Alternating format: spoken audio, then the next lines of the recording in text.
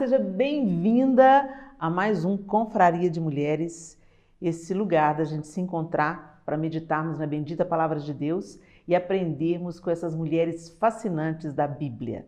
Hoje eu venho trazer para vocês uma mulher muito especial. O nome dela é Ana. Vamos ler um pouquinho da história de Ana, que está registrada em 1 Samuel, no primeiro capítulo. Havia certo homem de Ramataim, Zufita, dos montes de Efraim, chamado Eucana, filho de Jeroão, neto de Eliú e bisneto de Tou, filho de Efraimita Zufi. Ele tinha duas mulheres, uma se chamava Ana e a outra Penina. Penina tinha filhos, Ana, porém, não tinha. Todos os anos esse homem subia de sua cidade a Siló para adorar e sacrificar ao Senhor dos Exércitos. Lá, Ofni e Finéias, os dois filhos de Eli, eram sacerdotes do Senhor. No dia em que Eucana oferecia sacrifícios, dava porções à sua mulher Penina e a todos os filhos e filhas dela. Mas a Ana dava uma porção dupla, porque a amava, apesar de o Senhor tê-la deixado estéril. E porque o Senhor a tinha deixado estéril, sua rival a provocava continuamente, a fim de irritá-la. Isso acontecia ano após ano. Sempre que Ana subia à casa do Senhor, sua rival a provocava, e ela chorava e não comia. Eucana, seu marido, lhe perguntava: Ana, por que você está chorando? Por que não come? Por que está triste? Será que eu não sou melhor para você do que 10 filhos? Certa vez, quando terminou de comer e beber em Siló, estando o sacerdote Eli sentado numa cadeira junto à entrada do santuário do Senhor, Ana se levantou e, com a alma amargurada, chorou muito e orou ao Senhor. E fez um voto dizendo: Ó Senhor dos Exércitos, se tu me deres atenção, se tu deres atenção à humilhação de tua serva, te lembrares de mim e não te esqueceres de tua serva, mas lhe deres um filho, então eu o dedicarei ao Senhor por todos os dias de sua vida, e o seu cabelo e a sua barba nunca serão cortados. Enquanto ela continuava a orar diante do Senhor, Eli observava sua boca. Como Ana orava silenciosamente, seus lábios se mexiam, mas não se ouvia sua voz. Então Eli pensou que ela estivesse embriagada e lhe disse: Até quando você continuará embriagada? Abandone o vinho. Ana respondeu: Não se trata disso, meu senhor. Eu sou uma mulher muito angustiada. Não bebi vinho, nem bebida fermentada. Eu estava derramando minha alma diante do Senhor. Não julgues tua serva uma mulher vadia. Estou orando aqui até agora por causa da minha grande angústia e tristeza. Eli respondeu: Vá em paz, e que o Deus de Israel conceda a você o que pediu. Ela disse: Espero que sejas benevolente para com tua serva. Então ela seguiu seu caminho, comeu, e seu rosto já não estava mais abatido. Na manhã seguinte, eles se levantaram e adoraram o Senhor. Então voltaram para casa em Ramá. Eucana teve relações com sua mulher Ana, e o Senhor se lembrou dela. Assim, Ana engravidou e no devido tempo deu à luz um filho e deu-lhe o nome de Samuel, dizendo: Eu o pedi ao Senhor. E aí a história de Ana segue contando que ela consagra Samuel, depois que ela desmama Samuel, ela leva Samuel até Siló e lá ela consagra o Senhor. E Samuel, a partir dali o profeta Samuel, passa a viver com Eli, o sacerdote, e ali ele aprende o ofício sacerdotal e se torna também um sacerdote. E Deus deu outros filhos a Ana. É uma história linda. Mas por que eu estou contando a história de Ana? Porque eu quero falar com você sobre oração. Ana se colocou diante de Deus em súplica e oração. Ela derramou diante de Deus, o texto diz, a sua alma angustiada. E ela estava ali clamando de uma maneira tão singular. E ela orava silenciosamente, porque ela queria compartilhar apenas com o Senhor a angústia da sua alma. E se via mexendo os lábios, mas não se ouvia. Só o Senhor ouvia a súplica de Ana. E Eli tirou conclusões precipitadas a respeito dela, pensando que ela estava naquela atitude estranha porque estava embriagada. E ela falou: não, meu senhor, eu não estou embriagada, eu estou angustiada. A minha alma está aflita. Gente, nesse contexto cultural, ser estéril era muito pesado. Era uma pressão muito grande, porque a mulher, essencialmente, a sua vocação principal era a maternidade. Por que a mulher era tão importante naquele contexto cultural? Porque ela gerava filhos. Então, se ela não gerava filhos, ela se considerava de menor importância. A pressão sobre ela era muito grande. E ela ainda tinha um agravante aqui. Ela tinha uma rival. Penina, que também era esposa de Eucana, implicava com ela, provocava Ana, aumentando seu nível de angústia, que já não era pequeno por causa do estado de esterilidade. Nós, mulheres, enfrentamos muitas pressões no nosso dia a dia, concorda? Somos cobradas em várias instâncias. A gente tem que ser uma mãe espetacular, a gente tem que ser uma boa dona de casa, a gente também tem que ter uma vocação ministerial, por que não uma carreira profissional? É uma pressão enorme em cima da gente. E muitas vezes a gente acredita que tem que ser uma verdadeira Mulher Maravilha. Ana estava vivendo um estado de pressão muito grande, mas como ela reagiu? O que ela fez? Ela estourou com Penina? Ela chutou o balde com Eucana, dizendo, não tenho filho, vou fazer o quê? Você já tem Penina que tem filhos? Né? Quando Eucana, vendo a angústia de sua esposa, falou com ela assim, por que você está chorando? Por que você não come?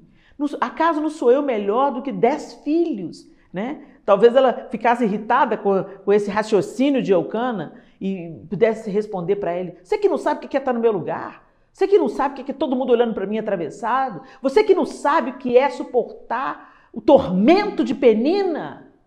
Mas não foi assim que ela reagiu. Ela reagiu derramando diante de Deus sua angústia. Gente, a oração é a veia por onde se dá o relacionamento com Deus. Não existe relacionamento com Deus sem oração. E a oração não é só aquilo que a gente pensa que é você falar com o Senhor de uma maneira formal, né? Às vezes a gente, no ambiente do culto, nós temos uma reverência, claro, não é para a gente perder a reverência não, muita calma nessa hora. Não é disso que eu estou falando aqui. Mas a oração, ela tem momentos de uma conversa mais formal, mais séria, né? Muitas vezes eu converso com meu esposo e essa conversa ela tem um tom mais sério, mais formal, vamos dizer assim. A gente chega para o esposo e fala, meu bem, a gente precisa de falar de alguns assuntos difíceis aqui, a gente precisa considerar algumas coisas difíceis que estão acontecendo aqui. E a gente tem um tom mais grave, um tom mais atento, um tom mais formal. Mas também tem aquela conversa que é leve, aquela conversa que a gente ri, aquela conversa que a gente compartilha coisas leves, aquela conversa que a gente solta o verbo sem ficar muito preocupado com o que o outro vai pensar, se o outro vai me amolar, se o outro vai desconsiderar, ou se o outro não vai me dar atenção. Não, a gente tem intimidade. Então a gente faz brincadeira, a gente fala de uma maneira mais desconstruída, uma maneira mais leve. E Deus quer que a gente se relacione com Ele da mesma maneira, de uma maneira mais leve. Então eu quero te dizer para você,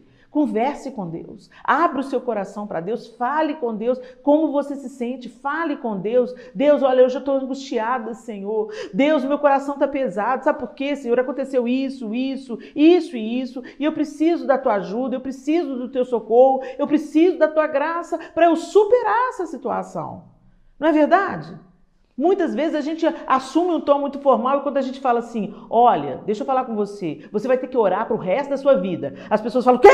Como assim orar para o resto da minha vida? Não tem condição. Meu Deus, eu vou precisar. Não deveria ser um peso. Por quê? Eu vou conversar com meu marido o resto da minha vida. Eu vou conversar com os meus filhos o resto da minha vida. Eu quero conversar com os meus amigos o resto da minha vida e um pouco mais. Não deveria ser um peso quando a gente fala, você vai ter que orar o resto da sua vida. Mas porque às vezes a gente tem um raciocínio equivocado de que a oração tem que ser aquela coisa enfadonha, aquela coisa pesada, aquela coisa difícil. E não, definitivamente não. Eu preciso te encorajar. Nos dias em que nós estamos vivendo, a oração não é uma opção. A oração é fundamento, é questão de saúde espiritual. Você precisa retomar a sua vida de oração, se você a deixou, ou você precisa construir um relacionamento com Deus através da oração, se você nunca o teve. Muitas vezes é mais cômodo para a gente viver na religião, onde não é necessário. A gente só vai lá na igreja, sabe? Cumpre os dogmas da religião e não desenvolve o relacionamento. Mas Jesus veio para reconectar, para religar, para fazer reconciliação. Reconciliação acontece onde? Em um relacionamento que havia sido interrompido. Então hoje você pode orar. Naquela época, o Espírito Santo ainda não havia sido derramado como foi depois de Jesus. Hoje nós temos o Espírito Santo de Deus habitando em nós, nos ensinando, nos convencendo, nos fazendo acreditar. Hoje nós cremos, nós entendemos as Escrituras pelo poder do Espírito Santo. E o Espírito Santo também deseja aprimorar a nossa vida de oração. Comece a praticar. Separe um momento do seu dia para aquela conversa mais específica, mas também atue, desenvolva a sua oração, se lembrando de que Deus é onisciente. Sabe aquelas conversações internas que a gente desenvolve? Sabe aquelas coisas que a gente conversa com a gente mesmo, caladinha, a gente fica pensando e travando um diálogo interno? Pois é, pratique isso com o Senhor. Trave o seu diálogo interno falando com o Senhor. É muito importante que a nossa vida seja uma vida de relacionamento. E não existe relacionamento sem conversa. Ana se derramou diante do Senhor e ali ela clamou, ela derramou diante dele a sua angústia. O único que poderia, de fato, resolver a sua esterilidade. Às vezes a gente vai buscar soluções e respostas em portas onde elas não existem. Nós buscamos alívio para a nossa dor em paliativos. Nós queremos tratar questões profundas com band-aid. Que não seja assim com você. Que você, como Ana, atravessando pressões, cobranças, desafios, angústias, que você derrame sua dor, sua angústia, sua necessidade aos pés daquele que pode realmente mudar a sua vida, responder a sua oração, pleitear a sua causa. Em nome de Jesus. Amém? Muito bem, agora eu quero deixar vocês com um conselho profissional. Hoje tem pergunta para o nosso querido Diogo Gonçalves. Diogo, responde para a gente.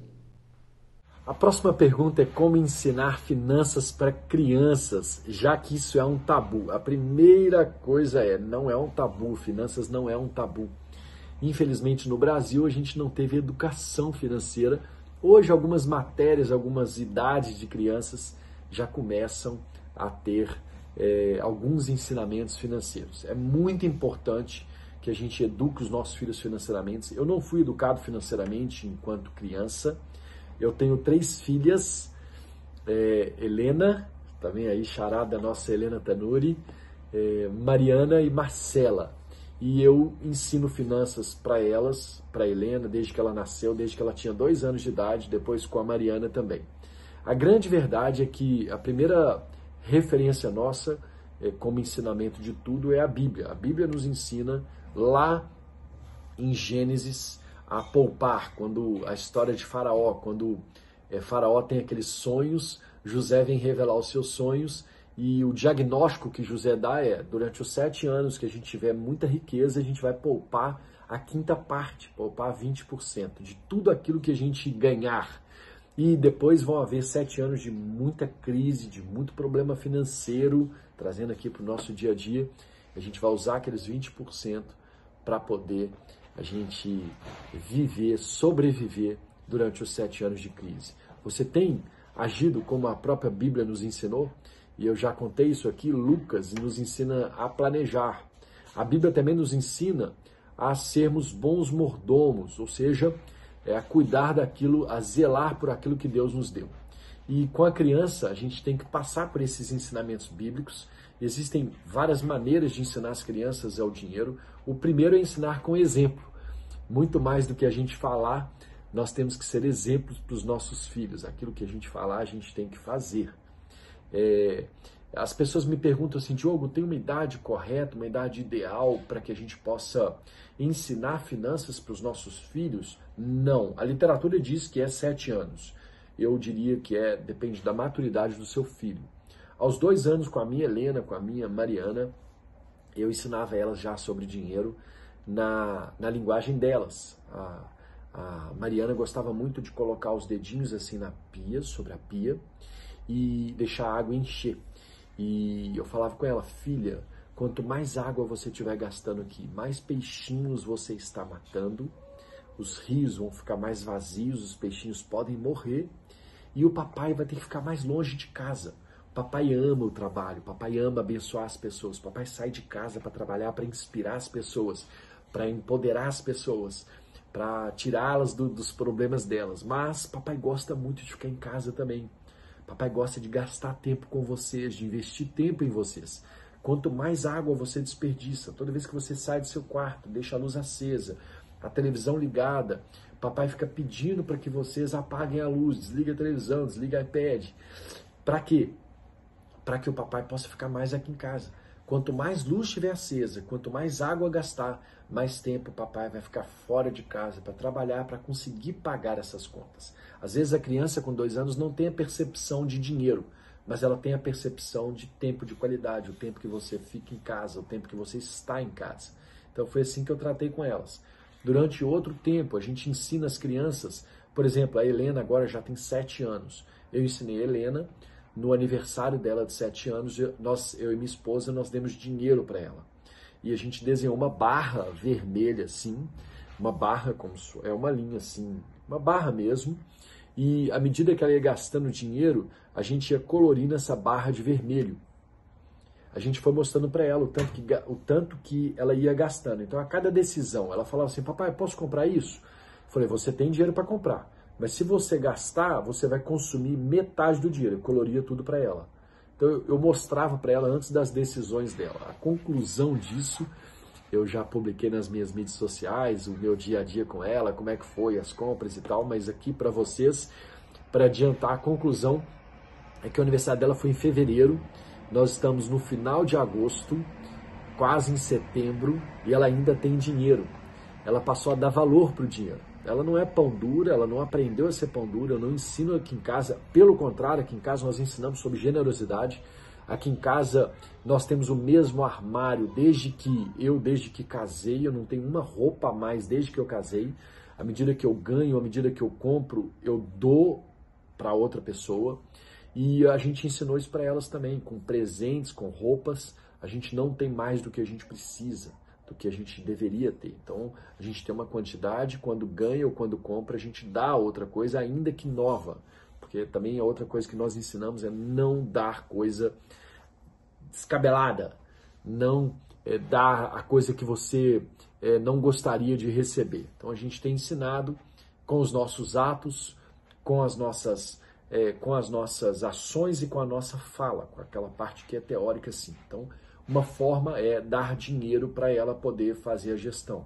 Uma outra forma é a mesada. Eu gostaria de começar, ou eu te indicaria começar com a semanada. Ela vai ter um dinheiro por semana para gastar naquela semana. Não adianta você entregar o dinheiro na mão dela e não falar o que ela precisa fazer com aquele dinheiro. Então eu recomendo que comece pela semana, que é um horizonte de tempo menor, e indique para ela qual é o orçamento dela. Filha, você tem aqui R$100 e esse dinheiro é para todos os dias você lanchar na sua escola. Ou filha, você tem aqui R$200, é para você lanchar na escola e para final de semana você gastar do jeito que você gosta. Ir no parque, ou ir no cinema, ou aí vai depender dos seus hábitos, do que no lanche depois da igreja, né? Eu, quando adolescente, eu vivi na igreja, eu aceitei Jesus com 8 anos de idade e desde então minha vida foi na igreja e eu gostava de ter dinheiro para lanchar depois do culto de sábado. Eu ia no culto sábado à noite, domingo de manhã, domingo à noite, e eu gostava de ter dinheiro para lanchar depois do culto. Então, esse era o meu budget, meu orçamento, e eu indico que vocês façam o mesmo com seus filhos. Mas que Deus nos abençoe, nos dê graça para saber ensiná-los e continuar essa jornada aqui na Terra, cumprindo o papel dele. É isso. Beijão para vocês. Tamo junto, contem comigo. Minhas redes sociais, @Diogo e sua grana. Valeu! Obrigada, Diogo. Você é maravilhoso, Diogo. Você e seus conselhos, e se a gente colocar em prática, certamente vai fazer muita diferença na nossa vida financeira. Obrigada de coração. Muito bem, agora nós vamos para aquele nosso momento de dicas femininas. Vamos ver o que tem para hoje? Olá, mulheres queridas, sejam bem-vindas a esse momento nosso, muito pessoal, de mulher para mulher, onde eu compartilho com vocês coisas que eu aprendo, coisas que eu vivencio no meu dia a dia, dicas que me passaram e que eu já testei e que eu sei que dá muito certo.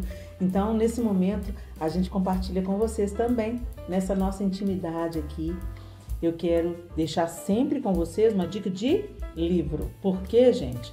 Porque eu acredito no desenvolvimento intelectual da gente. Eu acredito que mesmo você nessa situação de mãe, às vezes com alguns projetos engavetados, mesmo assim você pode continuar crescendo. E uma ferramenta poderosa para isso é a gente se informar de coisa boa, né? Então, por isso a gente sempre deixa aqui nesse momento da Confraria de Mulheres uma dica de livro. E hoje eu quero compartilhar com vocês esse livro maravilhoso da minha amiga Ilma Cunha, Família, Lugar de Refúgio ou Campo de Batalha. Lugar de Refúgio ou Campo de Batalha, escrito pela minha querida doutora Ilma Cunha, que é psicanalista, e ela traz, gente, uma abordagem todo o tempo. A doutora Ilma é uma estudiosa, né?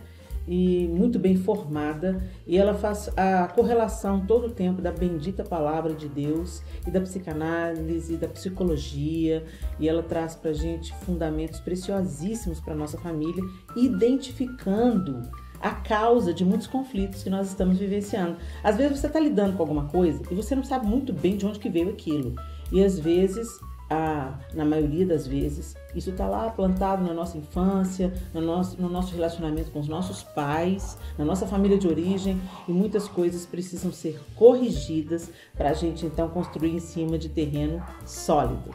Então, como eu sempre faço, eu compartilho com vocês alguma coisa que está na contracapa do livro que te dá uma leve ideia do que você vai encontrar nesse conteúdo riquíssimo. Eu já li o livro e eu indico o livro. A doutora Ilma Cunha aborda muito bem a fragilidade dos relacionamentos dos membros do núcleo familiar e compreende as razões e consequências desses desajustes. Assim, a partir de uma larga experiência clínica e em sala de aula, ela escreveu este livro, no qual, firmada em uma postura cristã e em conformidade com a Bíblia, não omitiu o elemento fundamental do perdão e a compreensão entre os componentes da família. Nesta obra, ela mostra seu profundo conhecimento da psicologia e das escrituras sagradas, usando essas duas fontes de sabedoria a fim de demonstrar a autoridade máxima da palavra de Deus na solução das questões familiares e do ser humano. Então fica aqui a minha dica: Família, Lugar de Refúgio ou Campo de Batalha. Super dica, super leitura, gente, maravilhoso o livro. E agora eu quero dividir com vocês uma experiência, mais do que uma dica, uma experiência. Vocês se lembram que eu falei com vocês, quando eu estava fazendo as minhas toalhas de mesa, que bastava você ter uma máquina portátil de costura e aprender a fazer costura reta e em zigue-zague?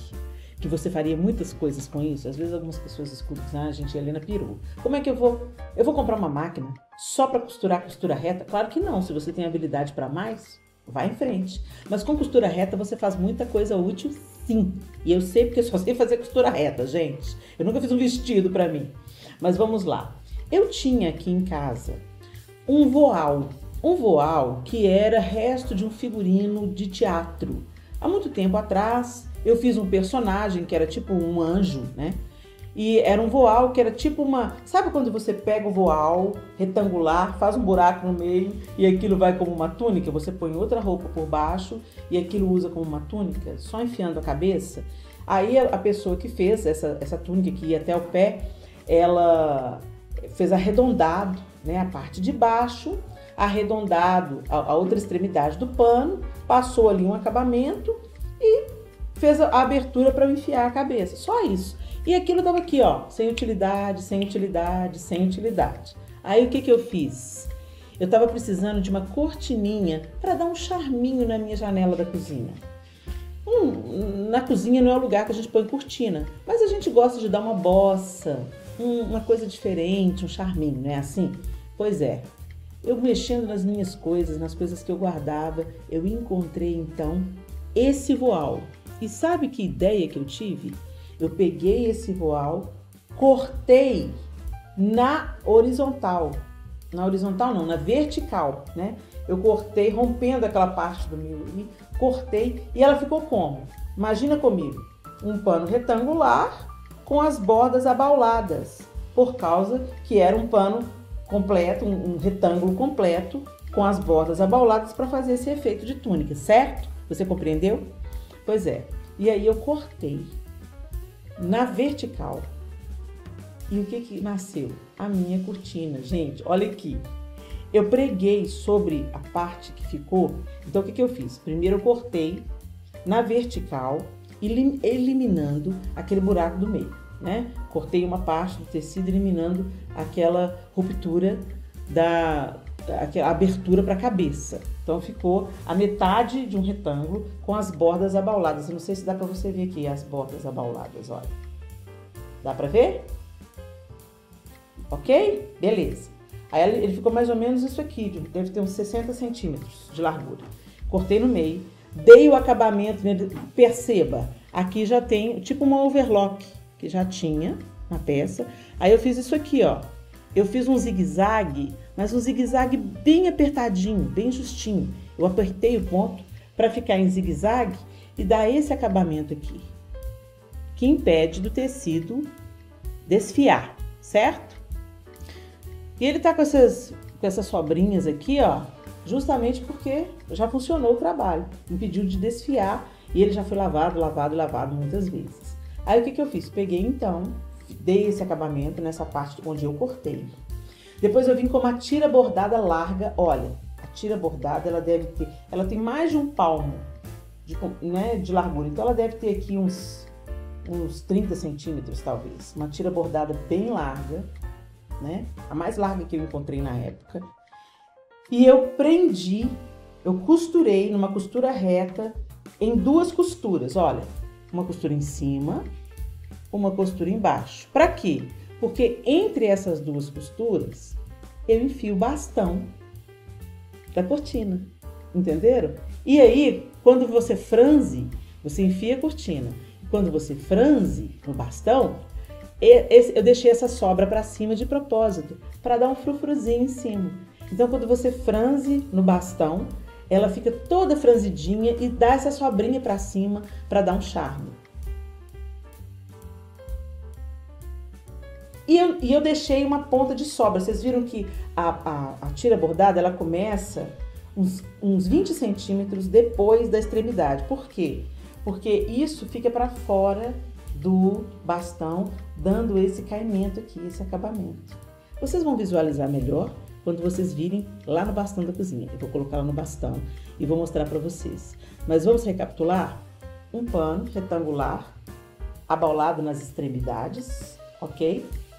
E eu costurei a tira bordada sobre esse tecido em costura reta, os 2 dedos abaixo da extremidade e os 3 dedos abaixo, formando esse lugar para enfiar o bastão. Aqui é claro, gente, olha, eu dobrei a tira bordada antes para dentro, para dar um acabamento, para que não ficar também sobrando, né? Então, o que você tem que ter é capricho e vontade que dê certo. Usa o ferro para marcar, para fazer as marcações do tecido, para você não costurar errado. Usa direitinho a linha certa, linha de acordo no tom certo. E é só ter um pouquinho de paciência e capricho que nasceu uma peça, uma cortina, com uma peça que estava totalmente sem utilidade. Eu já não ia mais fazer teatro com aquela roupa. E já tinha ficado, gente, guardado. Deve ter ficado aí nas minhas coisas guardado pelo menos uns 10 anos. Eu fiz essa peça há muitos anos atrás, numa representação de Natal. E aí tava lá, o meu voal, o voal que eu tinha na minha peça totalmente inútil e de repente virou essa charmosa cortininha para minha cozinha. Confere aí que eu vou colocar no bastão para você ver como é que ela ficou graciosa.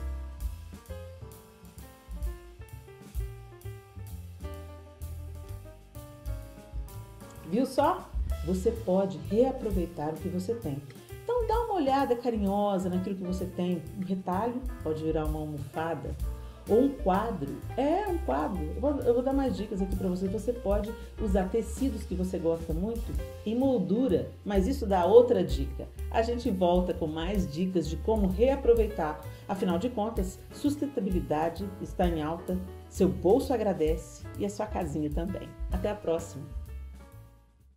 É isso aí, eu espero que essa dica tenha inspirado você, encorajado você. É isso aí, você pode. Não deixe, às vezes nós temos alguns pensamentos limitantes. A gente pensa que a gente não vai dar conta de fazer algumas coisas e você dá conta sim.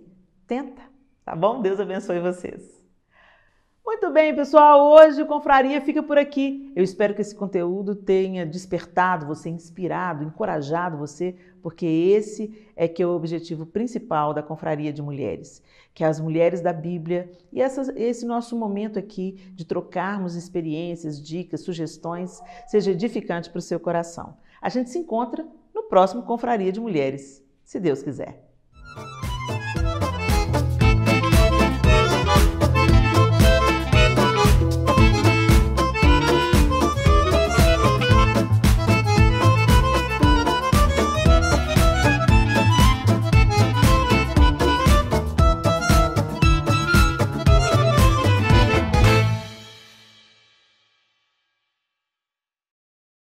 Diogo, responde pra gente. Eu não sei a pergunta pro Diogo.